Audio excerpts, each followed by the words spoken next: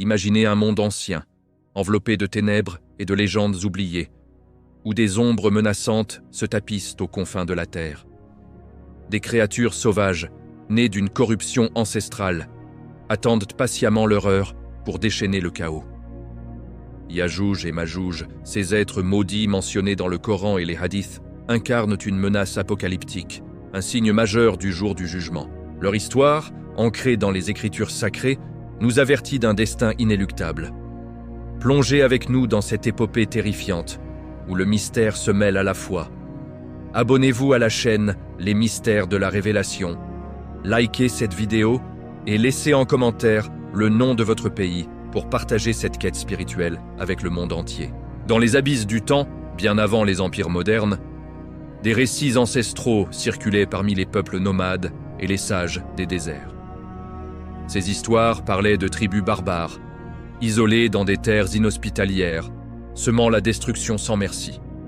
Yajouj et Majouj, connus sous ces noms énigmatiques, émergent des textes sacrés comme des ombres du passé. Le Coran, dans la sourate Al-Kahf, versets 94-98, les décrit comme des peuples corrompus, ravageant tout sur leur passage, une plaie pour l'humanité. Leur existence remonte peut-être à l'époque post-déluge, après le prophète Nuh, alayhi salam, lorsque la terre fut remodelée par les eaux divines. Les érudits musulmans, tels qu'Ibn Kathir et Al-Suyuti, débattent de leurs origines avec une profondeur fascinante. Pour certains, Yajouj et Majouj seraient des descendants de Japheth, l'un des fils de Nuh, ayant migré vers les steppes orientales, comme le nord de la Chine ou les plaines mongoles. Ces tribus primitives, vivant sans loi ni structure, pillaient et détruisaient, incarnant la sauvagerie humaine débridée. D'autres hypothèses, plus troublantes, les placent au-delà du royaume humain, des djinns, des hybrides ou des êtres d'une dimension invisible, maudits par Allah pour leur corruption. Les hadiths rapportés par Abu Huraira, radiyallahu anhu, dépeignent leur apparence à glacer le sang. Petits mais dotés d'une force surhumaine, avec des yeux rougeoyants comme des braises, des dents acérées comme des lames et des griffes tranchantes semant la terreur. Un hadith authentique décrit leur visage plat, leurs yeux minuscules et leurs cheveux châtain clair, les faisant ressembler à des boucliers superposés. Des récits plus anciens évoquent même 3 types distincts. Des géants imposants, des êtres de taille moyenne, et ceux aux oreilles si vastes qu'elles servent de couverture ou d'oreiller. Ces descriptions, à la fois fascinantes et effroyables, posent une question lancinante. Comment de telles créatures ont-elles pu exister sans trace visible dans notre histoire? Les premiers signes de leur présence remontent à des époques où la civilisation luttait pour survivre. Des tribus isolées dans les montagnes d'Asie centrale vivaient dans un chaos primal, sans habitation permanente, pillant les peuples voisins. Étaient-ce les empreintes de Yajouj et Majouj? L'historien Tabari les lie aux tribus turques ou mongoles, connues pour leur férocité, tandis que d'autres les voient comme des entités surnaturelles, confinées dans un monde parallèle par la volonté divine. Le Coran ne précise pas leur localisation exacte, mais les traditions les situent entre 2 montagnes imposantes, dans des régions reculées où nul n'osait s'aventurer. Les peuples environnants vivaient dans une peur constante, leurs villages ravagés, leurs cultures anéanties. C'est dans ce désespoir qu'émerge un héros légendaire, Dhul Qarnayn, le conquérant béni par Allah. Mais avant d'explorer son rôle, penchons-nous sur l'énigme de leur nature. Sont-ils pleinement humains, issus d'une lignée oubliée, ou des créatures maudites? Les hadiths révèlent des détails stupéfiants. Chaque individu laisserait une progéniture colossale, jusqu'à 1000 descendants, un chiffre symbolique signifiant une multiplication exponentielle. Sur des millénaires, leur nombre pourrait atteindre des milliards, formant une armée invincible. Cette idée terrifiante suggère une biologie défiant les lois naturelles, liée à une malédiction divine les confinant jusqu'au décret d'Allah. Yajouj et Majouj ne sont pas une simple légende. Ils sont un avertissement, l'un des 10 signes majeurs annoncés par le prophète Muhammad, sallallahu alayhi wa sallam. Leur apparition marquera un basculement vers le chaos, un test ultime pour l'humanité. Ce premier chapitre pose les fondations d'une saga qui transcende les âges. Leurs origines, qu'elles soient humaines ou surnaturelles, enveloppent un mystère profond, mais leur potentiel destructeur est indéniable. Dans les chapitres suivants, nous plongerons dans l'épopée de Dhul-Qarnayn et la construction de la barrière divine. Rejoignez-nous pour dévoiler ces secrets enfouis. Abonnez-vous à les mystères de la révélation, likez et commentez avec votre pays pour soutenir notre exploration des signes du jugement. Ensemble, préparons nos cœurs à l'inconnu. Imaginez un conquérant légendaire, béni par Allah, traversant les horizons infinis, unifiant les peuples sous la bannière de la justice divine. Dhul-Qarnayn, ce dirigeant infatigable, armé de sagesse et de pouvoir, affronte les forces du chaos pour ériger une barrière éternelle contre Yajouj et Majouj. Son histoire, gravée dans le Coran, mêle foi, courage et mystère. Un récit qui défie le temps et inspire les âmes.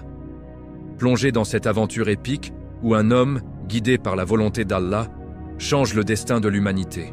Abonnez-vous à la chaîne Les Mystères de la Révélation. Likez cette vidéo et laissez en commentaire le nom de votre pays pour unir nos voix dans cette exploration des signes divins. À l'aube des civilisations, lorsque les empires naissaient des sables du temps, un homme se distinguait par sa grandeur inégalée.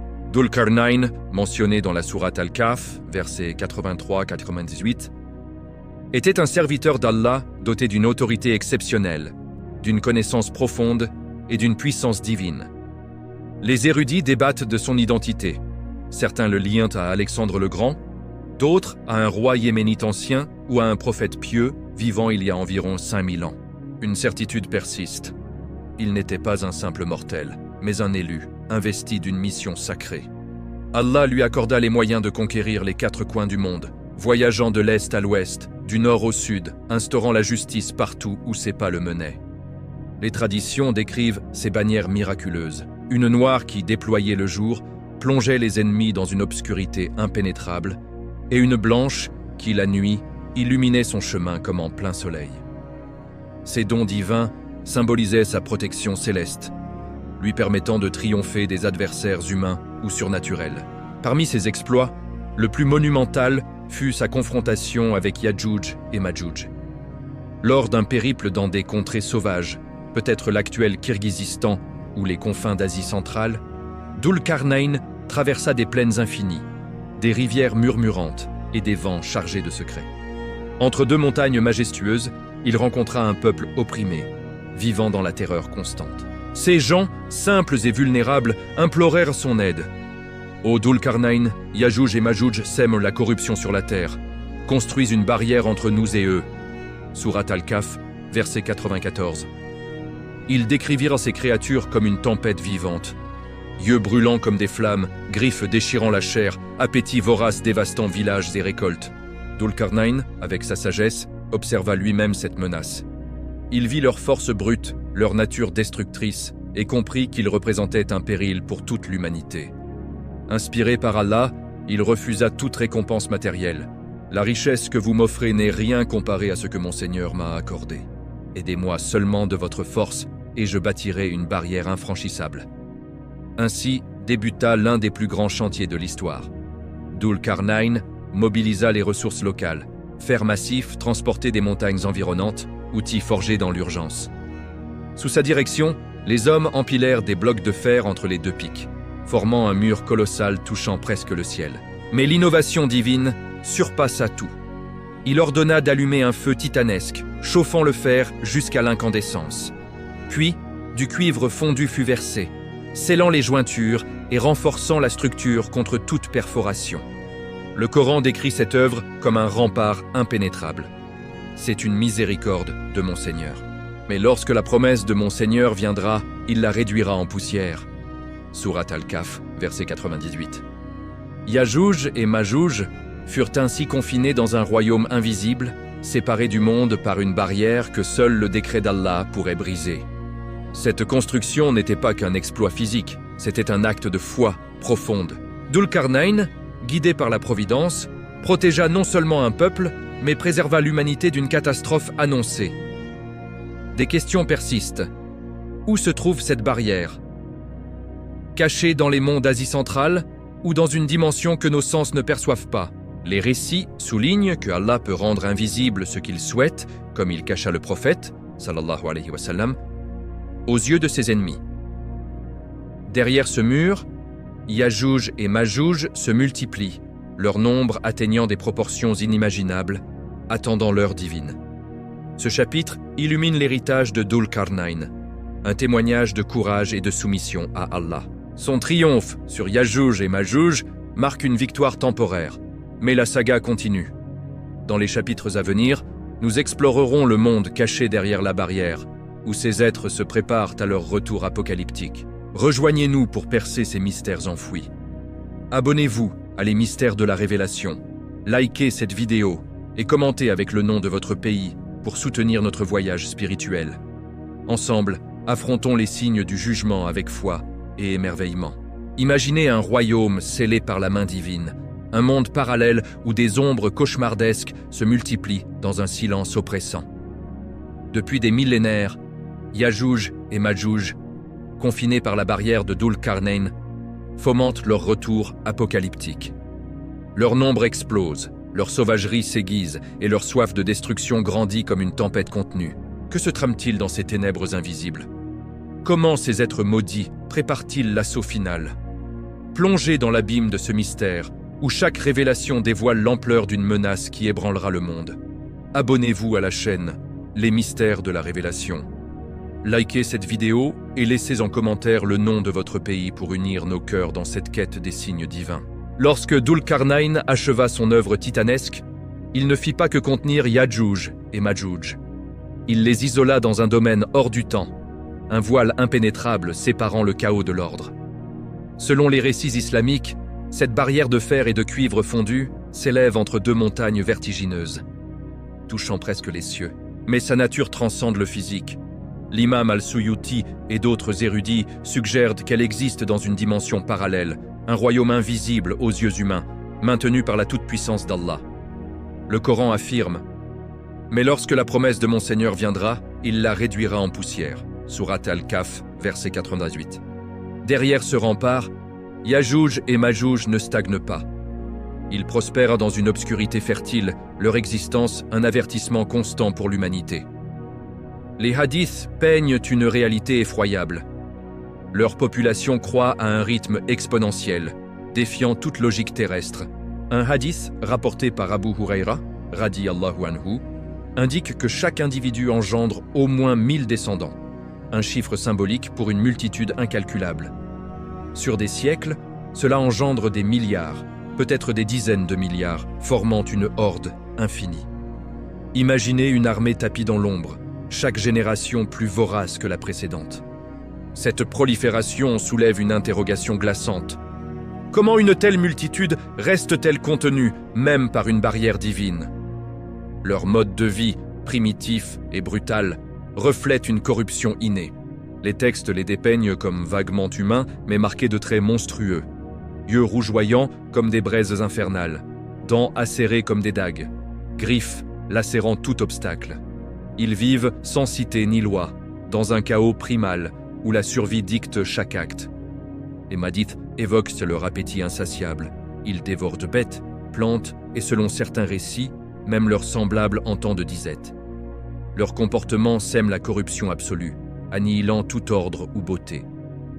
Privés du monde extérieur, ils ont forgé une culture de violence instinctive, un désir primal de tout ravager. Certains érudits spéculent qu'ils ne sont pas pleinement humains, peut-être des hybrides ou des entités maudites, expliquant leur endurance dans cet environnement hostile.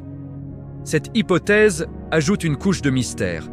Et si Yajouj et Majouj étaient liés à une malédiction divine destinée à tester l'humanité aux confins des temps, chaque jour, depuis l'aube de leur emprisonnement, ils s'acharnent contre la barrière avec une obsession furieuse. Un hadith d'Abu Huraira décrit ce rituel infernal. Ils creusent sans relâche, grattant le métal avec une rage inextinguible. Le soir venu, leur chef proclame « C'est pour aujourd'hui, nous reprendrons demain ». Mais par la grâce d'Allah, l'aube révèle un mur régénéré, intact comme au premier jour. Ce cycle éternel témoigne de la protection divine, un bouclier contre leur fureur. Pourtant, un secret scelle leur destin. Un jour, leur chef prononcera « Demain, Inch'Allah, nous reprendrons ». Ces mots, habituellement réservés aux pieux, deviendront ironiquement la clé de leur libération. Était-ce un acte inconscient, d'arrogance, imitant les croyants? Ou une ironie divine, utilisant les mécréants pour accomplir sa promesse? Ce moment marquera la fin de leur captivité, libérant un ouragan de chaos. Pendant ces millénaires, leur croissance n'a pas atténué leur barbarie, elle l'a amplifiée. Les hadiths précisent qu'ils surgiront de chaque colline. Sourate Al-Anbiya, verset 96, une invasion massive, impossible à endiguer. Isolés, ils ont aiguisé un instinct destructeur, prêt à assécher mers et rivières, à dévorer civilisations entières. Cette menace croissante dans l'ombre rappelle que Yajouj et Majouj ne sont pas une relique du passé, mais un présage de l'avenir. Leur royaume obscur, un incubateur de fin du monde, attend le décret d'Allah. Ce chapitre nous immerge dans les abysses de leur existence, où corruption et sauvagerie règnent en maître. Dans les épisodes suivants, nous assisterons à l'effondrement de la barrière et au déferlement de cette horde apocalyptique. Rejoignez-nous pour affronter ces révélations terrifiantes. Abonnez-vous à Les Mystères de la Révélation. Likez cette vidéo et commentez avec le nom de votre pays pour soutenir notre mission d'éveil spirituel.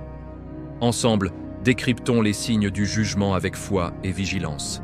Imaginez un instant où la terre tremble sous un grondement sourd, où les cieux s'assombrissent et où un mur divin, érigé depuis des millénaires, s'effrite en poussière. La barrière de Dul-Qarnayn cède, libérant Yajouj et Majouj, une horde de milliards d'êtres sauvages qui déferlent comme une marée noire, dévorant tout sur leur passage. Ce moment prophétisé, l'un des signes majeurs du jour du jugement, plonge le monde dans un chaos inimaginable. Comment cette forteresse inébranlable a-t-elle succombé? Quel destin attend l'humanité face à cette tempête destructrice? Plongez dans ce chapitre où l'Apocalypse prend vie, révélant l'ampleur d'une épreuve divine. Abonnez-vous à la chaîne Les Mystères de la Révélation, likez cette vidéo et laissez en commentaire le nom de votre pays pour partager cette révélation terrifiante avec le monde. Depuis l'aube de leur emprisonnement, Yajouj et Majouj s'acharnent contre la barrière avec une obsession implacable. Chaque jour, ils creusent le fer et le cuivre fondu, leur fureur résonnant comme un écho éternel. Le soir, leur chef proclame « C'est pour aujourd'hui, nous reprendrons demain ». Par la miséricorde d'Allah, l'aube ramène un mur intact, un miracle divin défiant leur arrogance. Mais un jour fatidique change tout. Selon un hadith rapporté par Abu Huraira, radiyallahu anhu, leur chef prononce une phrase inédite. « Demain, Inch'Allah, nous reprendrons ». Ces mots, ironie cruelle pour des mécréants, deviennent la clé de leur libération. Était-ce un mimétisme inconscient des pieux, ou la volonté d'Allah utilisant leurs lèvres pour accomplir sa promesse? Le lendemain, la barrière reste affaiblie, et avec une frénésie renouvelée, ils percent une fissure. Un fracas assourdissant retentit, la lumière du soleil inonde leur royaume obscur. Le Coran l'avait annoncé, jusqu'à ce que, lorsque Yajouj et Majouj seront lâchés, ils se précipiteront de chaque colline. Sourate Al-Anbiya, verset 96. Comme une vague impitoyable, ils surgissent, leur nombre, multiplié sur des millénaires, atteignant des milliards. Leurs yeux rougeoyants illuminent les ténèbres. Leurs griffes labourent le sol, et leurs cris gutturaux annoncent la fin des temps. Cette invasion ne ressemble à aucune guerre humaine. Elle est une annihilation pure. Les hadiths dépeignent leur passage comme une tempête dévastatrice. Ils assèchent rivières et lacs en un instant. Le lac de Tibériade, source vitale, devient un cratère désertique. L'Euphrate, fleuve majestueux, se réduit à un lit de poussière. Leur appétit vorace consume hommes, animaux, plantes. Rien n'échappe à leur faim insatiable. Les villes florissantes tombent en ruines fumantes. Les champs verdoyants se muent en déserts stériles. Les survivants, terrifiés, fuient vers les montagnes, se terrant dans des grottes, priant pour un salut improbable. Le prophète Mohammed, sallallahu alayhi wa sallam, avait averti de leur barbarie dans un hadith rapporté par Nawas ibn Sam'an. Ils déferlent de chaque colline, leurs visages plats et yeux minuscules, évoquant des boucliers vivants. Leur multitude écrase toute résistance. Aucune armée, même avec des technologies modernes, ne peut les contenir. Pourquoi une telle impuissance? Les érudits spéculent, cette ère pourrait suivre une guerre mondiale dévastatrice, comme l'évoquait Einstein. La 4e guerre se fera avec des bâtons et des pierres. L'humanité, privée d'armes avancées, régresse face à cette force brute. D'autres hypothèses, les dotent de capacités surnaturelles, peut-être des artefacts d'un autre monde, alimentés par des récits contemporains d'OVNI. Dans leur arrogance, après avoir cru exterminer toute vie, Yajouj et Majouj défitent les cieux, tirant des flèches vers les nuages. Allah, dans sa sagesse, les renvoie couvertes de sang, renforçant leur illusion de triomphe.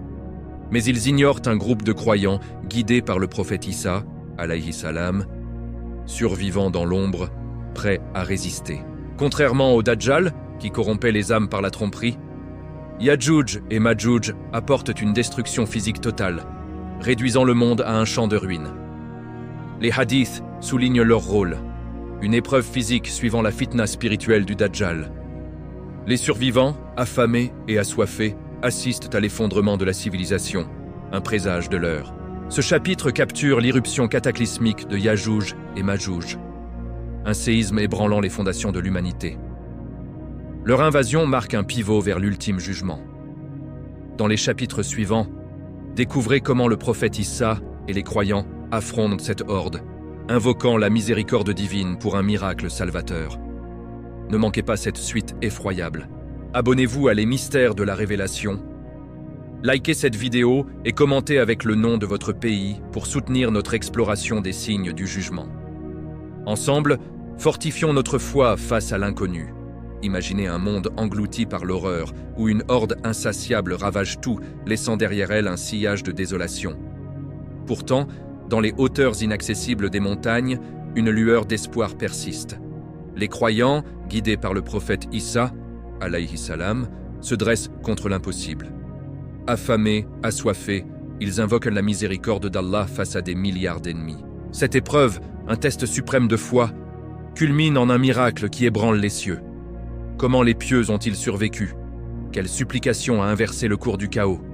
Plongez dans ce chapitre où le courage humain rencontre la puissance divine, transformant le désespoir en triomphe. Abonnez-vous à la chaîne Les Mystères de la Révélation, likez cette vidéo et laissez en commentaire le nom de votre pays pour unir nos prières dans cette exploration des signes apocalyptiques. L'invasion de Yajouj et Majouj a métamorphosé la Terre en un paysage de cauchemar. Des milliards de créatures déferlent de chaque colline, asséchant le lac de Tibériade en un clin d'œil et réduisant l'Euphrate à un désert craquelé. Leurs yeux incandescents percent l'obscurité, leurs griffes lacèrent la vie et leur voracité consume tout, hommes, bêtes, récoltes. Les villes s'effondrent en ruines, les cris des agonisants se noient dans le tumulte. Dans leur hubris, après avoir cru exterminer l'humanité, ils tirent des flèches vers les cieux, défiant Allah lui-même.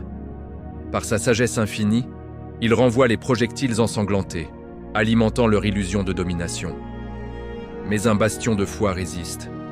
Un groupe de croyants, mené par Issa, alayhi salam, qui avait descendu des cieux pour vaincre le Dajjal, se réfugie sur le mont Tour.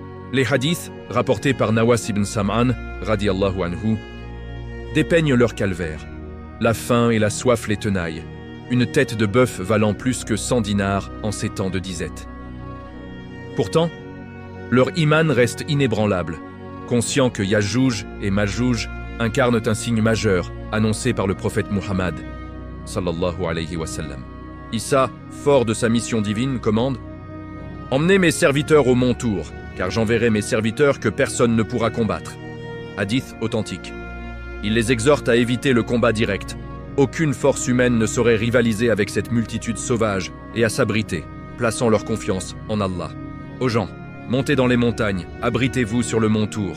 Il n'y a pas de guerre contre ces créatures. Attendez le décret d'Allah. Les croyants obéissent, escaladant les pentes escarpées, se terrant dans grottes et crevasses. Chaque secousse terrestre, chaque hurlement en contrebas rappelle la menace environnante. Dans l'ombre de leur refuge, ils trouvent solace dans la prière, leur cœur uni par une foi ardente. Ils se remémorent les avertissements du prophète, sallallahu alayhi wa sallam. Vous combattrez l'ennemi jusqu'à l'apparition de Yajouj et Majouj. Leur endurance devient leur arme suprême, une patience forgée dans l'épreuve. Face à cette impuissance, Issa tourne son regard vers les cieux, Seule la clémence d'Allah peut terrasser cette fitna. Avec les fidèles à ses côtés, il élève les mains en une supplication poignante. Ô mon Seigneur, éloigne de nous ce fléau, sauve tes serviteurs de ce tourment. Cette invocation, imprégnée de désespoir et de dévotion, résonne comme un appel irrésistible. Allah répond par un prodige terrifiant. Une affliction mystérieuse frappe Yajouj et Majouj. Des vers où une maladie fulgurante se propage, rongeant leurs cous en une nuit. Des milliards s'effondrent comme un essaim de sauterelles foudroyées, leur extinction aussi soudaine qu'une âme qui s'éteint. Le silence tombe sur la terre, un voile lourd après le pandémonium. Mais la victoire n'est pas complète. Des milliards de cadavres jonchent le sol, exhalant une puanteur insoutenable. Les croyants, prudents, n'osent descendre. Un volontaire brave explore la plaine, découvrant un océan de corps inertes. Il clame « Ô musulmans, réjouissez-vous, Allah a anéanti votre ennemi ». Issa et ses compagnons, encore sur le mont Tour, invoquent à nouveau « Ô Allah, purifie la terre de cette corruption ». La réponse divine est spectaculaire. D'immenses oiseaux, au cou comme des chameaux, descendent des cieux, emportant les dépouilles vers des abysses inconnus, peut-être les océans profonds. Puis, une pluie torrentielle s'abat, lavant la souillure, restaurant rivières et sols. Les champs reverdissent, la vie renaît d'un monde brisé. Ce chapitre scelle la fin d'une des plus grandes épreuves humaines. Guidés par Issa, les croyants émergent, emplis de gratitude, témoins de la grandeur d'Allah. Cette délivrance n'est pas une conclusion mais un rappel. La foi triomphe des ténèbres. Dans les chapitres suivants, explorez l'ère de paix post-apocalyptique et les signes ultimes du jugement. Ne ratez pas cette suite émouvante. Abonnez-vous à les mystères de la révélation. Likez cette vidéo et commentez avec le nom de votre pays pour soutenir notre partage des vérités divines. Ensemble, fortifions notre iman face à l'avenir. Imaginez une terre renaissante, émergeant des cendres d'une apocalypse, où les rivières coulent à nouveau et les cieux s'illuminent d'une clémence divine. Après l'anéantissement de Yajouj et Majouj, sous la guidance du prophète Issa, alayhi salam, l'humanité entre dans une période de sérénité inégalée, un avant-goût du paradis sur terre. Justice, abondance et foi règnent, effaçant les cicatrices du chaos. Mais cette paix, aussi bénie soit-elle, n'est qu'un répit avant les signes ultimes. Plongez dans ce chapitre où la miséricorde d'Allah redonne vie à un monde brisé, offrant un témoignage de sa grandeur infinie. Abonnez-vous à la chaîne Les Mystères de la Révélation. Likez cette vidéo et laissez en commentaire le nom de votre pays pour célébrer ensemble cette renaissance spirituelle. L'invasion de Yajouj et Majouj avait laissé la terre en un état de ruine absolue. Lacs asséchés, forêts calcinées, villes effondrées. Des milliards de cadavres empilés exhalaient une odeur pestilentielle, rendant l'air irrespirable. Mais Allah, répondant à la supplication d'Issa, alayhi salam, orchestre une purification miraculeuse. Selon un hadith rapporté par Nawas ibn Sam'an, radiyallahu anhu, d'immenses oiseaux au cou semblable à celui des chameaux descendent des cieux, emportant les dépouilles vers des abysses inconnus, peut-être les profondeurs océaniques. Puis, une pluie torrentielle s'abat, si puissante qu'elle inonde tout, lavant la corruption et restaurant la fertilité du sol. Les rivières ressurgissent, les champs reverdissent et les oiseaux reprennent leur chant mélodieux. Le Coran et les hadiths dépeignent cette renaissance comme un don divin. Il sera ordonné à la terre de produire ses fruits et de restaurer ses bénédictions comme avant. Hadith authentique. Les récoltes deviennent prodigieuses. Une seule grenade nourrit un groupe entier, sa peau servant d'abri contre le soleil. Le lait d'une chamelle suffit à une tribu, celui d'une vache à un clan et celui d'une brebis à une famille. La terre, jadis maudite, se mue en un jardin d'Éden, récompensant la patience des croyants. Sous le règne d'Issa, alayhi salam, le monde connaît une ère de paix sans précédent, durant 40 ans selon les traditions. Après avoir vaincu le Dajjal et survécu à Yajouj et Majouj, Issa guide l'humanité vers un islam pur, où justice et harmonie prévalent. Les maladies semblent suspendues, la mort recule et la vie reflète le paradis. Les gens vivent en fraternité, libérés de la peur et de l'oppression. Les arcs, flèches et carquois abandonnés par Yajouj et Majouj servent de combustible pendant 7 ans, symbole de la victoire divine. Les animaux prospèrent, engraissée par les vestiges des envahisseurs, et la nature restaure son équilibre. Cette abondance est un témoignage de la générosité d'Allah, une récompense pour l'endurance des fidèles. Issa, alayhi salam, descendu des cieux, assume un rôle spirituel et temporel. Les hadiths le décrivent brisant la croix, abolissant les fausses doctrines et établissant l'islam comme religion dominante. Les mosquées s'emplissent de prières et la mosquée Al-Aqsa, refuge pendant la fitna du Dajjal, devient un phare de spiritualité. Issa enseigne l'unicité d'Allah, Tawhid, et l'obéissance, sa présence, un baume pour les âmes. Un hadith émouvant rapporte qu'Issa contemple les musulmans avec amour. Quelle pierre précieuse possède cette Oumma. Il révèle leur rang au paradis, renforçant leur gratitude et leur iman. Touchant leur visage, il fait briller leur front comme des étoiles, invoquant des douas pour des degrés élevés. Cette période forge une unité universelle. Division, guerre et injustice s'effacent, remplacées par une fraternité sincère. Les gens vivent dans la simplicité, adorant Allah avec dévotion, et la terre elle-même semble célébrer cette harmonie. Pourtant, cette paix n'est pas éternelle. Les hadiths avertissent que d'autres signes majeurs suivront. L'apparition de Dabbat al-Ard, le lever du soleil à l'ouest, marquant la fin de la repentance. Les croyants, vigilants, profitent de ce répit pour se préparer spirituellement, sachant que l'heure approche. Cette ère bénie illustre la puissance de la foi face aux épreuves. La terre purifiée devient un miroir de la miséricorde d'Allah.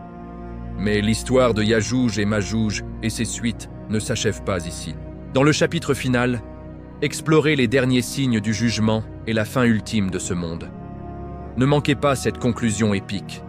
Abonnez-vous à Les Mystères de la Révélation, likez cette vidéo et commentez avec le nom de votre pays pour soutenir notre quête des vérités divines. Ensemble, méditons sur ces signes pour fortifier notre lien avec Allah.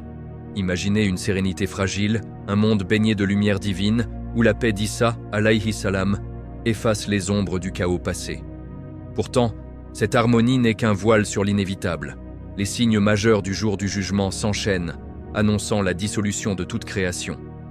Dabbat al-Ard émerge, le soleil se lève à l'ouest, la corruption morale engloutit les âmes et un vent doux emporte les fidèles. Que révèlent ces présages? Comment s'achève ce monde éphémère? Plongez dans ce chapitre final, où les prophéties culminent en un destin cosmique, nous rappelant l'éternité d'Allah. Abonnez-vous à la chaîne Les Mystères de la Révélation. Likez cette vidéo et laissez en commentaire le nom de votre pays pour clore ensemble cette épopée spirituelle. Sous le règne d'Issa, alayhi salam, la terre connaît 40 ans de béatitude. Récolte prodigieuse, où une grenade nourrit des foules et le lait d'une chamelle sustente une tribu. Les croyants, guidés par sa lumière, adorent Allah avec une piété absolue. Mais les hadiths du prophète Muhammad, sallallahu alayhi wa sallam, avertissent. Cette ère n'est qu'un répit. Les 10 signes majeurs approchent, Yajouj et Majouj vaincus, le Dajjal terrassé, mais d'autres épreuves surgissent. Les fidèles, vigilants, se préparent, sachant que chaque instant de grâce renforce l'âme pour l'heure.